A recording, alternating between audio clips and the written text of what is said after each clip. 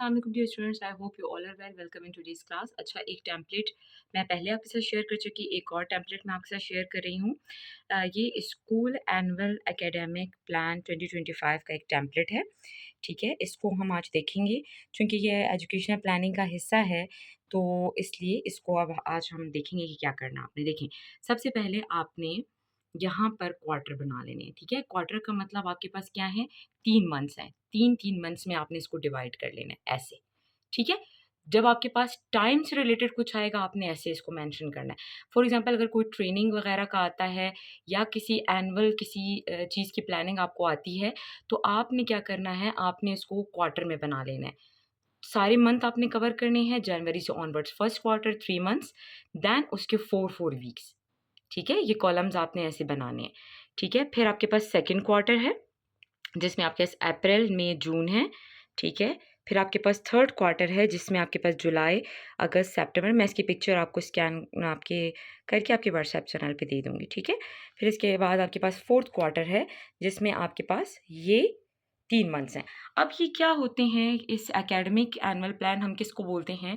Basically academic annual plan का मतलब कि जब head master, head mistress new academic year आपका शुरू होता है, तो उसमें उन्होंने क्या एक्टिविटीज़ करानी है, ये उसको प्लान करते हैं। ठीक है? फर्दर जो प्लान करते हैं, अच्छा ये याद रखिएगा कि जो आपके पास हेड मास्टर और हेड मिस्ट्रेस होते हैं, उनके लिए स्कूल ऑफ नहीं है।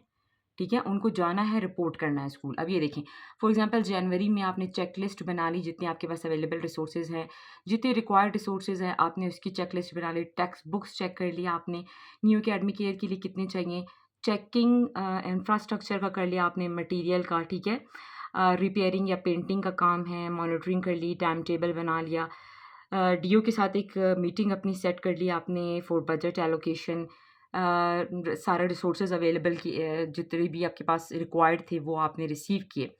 फिर रिजम्पशन ऑफ स्कूल है आपके पास। ठीक है? आप स्टाफ के साथ जनरल स्टाफ मीटिंग रखेंगे।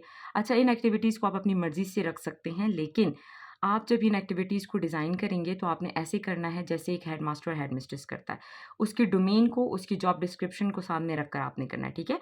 क्लासरूम है, ऑब्जर्वेशंस हैं। देखिए, आपके पास डेकोरेशन आप करवा सकते हैं। डिफरेंट को-करिकुलर और करिकुलर एक्टिविटीज़ आप इसमें ऐड कर सकते हैं। मेंटेनेंस है, एडमिशन एंड विथड्रॉ रजिस्टर की साइंस एंड फ्लावर एग्जीबिशन आ सकता है।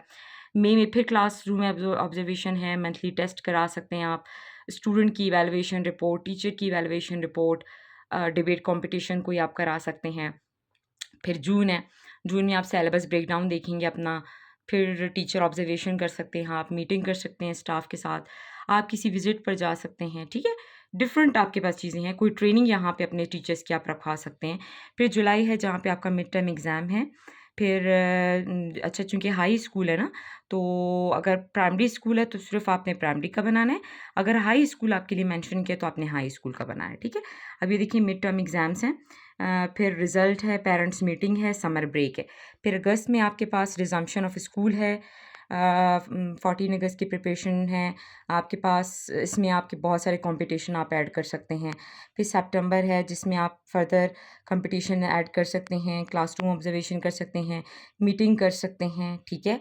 और इंटर स्कूल, इंट्रा स्कूल आप वो कॉम्पिटिशन करा सकते हैं। फिर ये जो आपके पास फोर्थ क्वार्टर होता है, ये बहुत इंपॉर्टेंट है क्योंकि इसको आपने कंपाइलिंग करनी है ना सारे एकेडमिक ईयर की। जनरल स्टाफ मीटिंग है, स्पोर्ट्स वीक है, आपका गोल्डन वीक है जिसमें सारे कंपटीशन हैं, रिकॉर्ड चेकिंग है।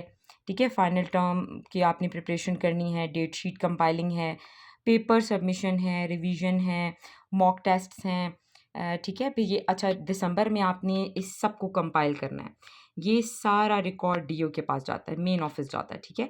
आपके रिजल्ट्स, कितने बच्चे प्रेजेंट थे, कितने नहीं थे, रिज़ल्ट क्या आया एकेडमिक ईयर का। सो ये आपके पास पूरा एक, आप कह सकते हैं, एक एकेडमिक प्लान है जो कि आपने खुद रेडी करना है। ठीक है? अगर पेपर में आता है तो आपको एटलीस्ट पता होना चाहिए कि हम इसको डिवाइड कैसे करें, टेबल्स कैसे डिवाइड होंगे। अच्छा, किसी ट्रेनिंग का भी आ जाए, आपने क्वार्टर्स बनाने हैं ऐसे। ठीक है? ऐसे क्वार्टर बनाकर आपने फिर मंथ्स को वो करना है। बेशक वीक्स आप इसमें अगर वीकली माँगा हुआ है तो आप वीकली, वरना आप इसको मंथली पे लेकर जाएँ। ठीक है? मंथ्स को मेंशन करके फिर उसमें आपने एक्टिविटीज़ ऐड करनी है, इस मंथ में ये करेंगे, इस मंथ में ये करेंगे। जैसे आपके पास है ना अर्ली चाइल्डहुड एजुकेशन का हमने किया, जनवरी में आप क्या करेंगे, फ़ेब में आप क्या करेंगे, मार्च में आप क्या करेंगे, ठीक है? आप इस तरह उसमें बीच में एक पूरा जो है वो मज़ीद ये कॉलम्स आप ऐड कर सकते हैं क्वार्टर्स के, जिसमें आप सिर्फ़ मंथ्स को मेंशन करें और एक कॉलम इस तरह का बनाकर उस मंथ में आप क्या करने जा रहे हैं, वो आप मेंशन करें, ठीक है? सो आई होप आपको आज की वीडियो समझ आ गई होगी। मैं इसकी स्कैन कॉपी आपको मैं आपके व्हाट्सएप चैनल पे भेज दूँगी।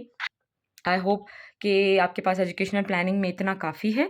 फर्दर अगर आपको कुछ टॉपिक्स रिलेटेड इससे आपको समझ नहीं आ रहा है या आप कह रहे हैं कि उनको भी एक्सप्लेन किया जाए, सो मेरे ख़्याल से हमारे लिए इनफ है इतना। तो आपके सिलेबस के हिसाब से ना मेन हमने पढ़ लिया कि क्या होता है। तो आप कमेंट बॉक्स में वो टॉपिक मेंशन कर दें, सो मैं उसको आपके लिए कवर कर दूँगी, ठीक है? Thank you for watching.